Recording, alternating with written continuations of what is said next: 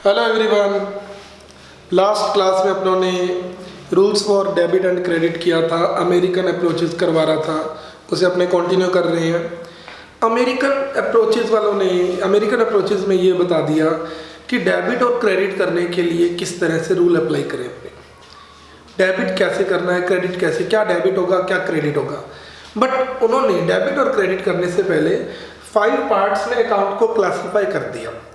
Assets, liability, capital expense, revenue, जो आपको last class में मैंने बताया था। अब रूल्स जानने से पहले आपको ये पता होना चाहिए कि assets is always debit, liabilities is always credit, capital credit, expense debit, revenue credit. ये ट्रेडिशनल रूल बना हुआ है एक तरह से, इनका पहले से चलती आ रही है ये बातें। तो अपने ये नहीं कह सकते कि इनको डेबिट नहीं क्रेडिट ही करो। इन्होंने ये नेचर डिसाइड कर दी कि एसेट्स डेबिट मानेंगे, ये रूल चलता आ रहा है पहले से। अब इनके लिए डेबिट और क्रेडिट करने के लिए रूल क्या बना, एसेट्स माना डेबिट होती है। इन्होंने कहा increase are debit, decrease are credit.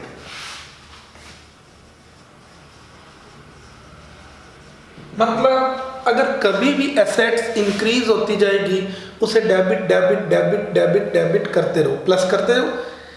Increase होती जाएगी तो debit debit debit debit debit करते रहो। 10,000 फर्नीचर था मेरे पास, 10 का और ले लिया 20, प्लस ना करके डेबिट। 10 का और ले लिया 30, प्लस ना करके डेबिट। 10 का और ले लिया 40, 10 का और ले लिया 50। मतलब असेट्स जैसे जैसे इंक्रीज होती जाएगी debit debit debit debit debit, plus का साइन नहीं, डेबिट डेबिट। और अगर असेट्स डिक्रीज होएगी credit credit credit credit credit. तो उन्होंने रूल बना दिया increase are debit, decrease are credit. मतलब अगर आपकी असेट्स इंक्रीज होती है तो डेबिट करो, डिक्रीज होती है तो क्रेडिट करो। एक तरह से अपने ये कह सकते हैं कि इन पांचों के लिए इनका नेचर ही बन गया, इस तरह से रूल ही बन गया कि कुछ भी इंक्रीज हो उन्हें आप सेम रहने दो, कुछ भी इंक्रीज हो सेम रहने दो, डिक्रीज हो उल्टा कर दो, इंक्रीज हो सेम रहने दो, डिक्रीज हो उल्टा कर दो।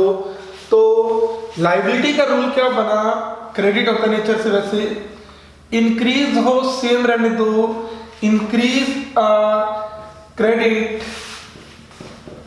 Decrease are debit.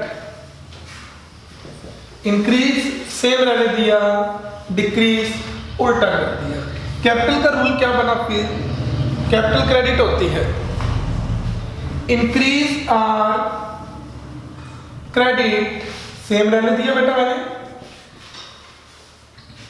Decrease are debit. मतलब अगर कैपिटल इंक्रीज हो तो क्रेडिट रहने देना, डिक्रीज हो डेबिट कर दो। कभी भी कोई भी चीज डिक्रीज होती है ना, अपने उसको उल्टा कर देते हैं। उल्टा मतलब माइनस कर देते हैं, मैं यहाँ पर डेबिट या क्रेडिट वर्ड होगा। एक्सपेंस डेबिट होती है, जितनी बार भी एक्सपेंस इंक्रीज होंगे वो सेम रहेंगे, डिक्रीज आर क्रेडिट।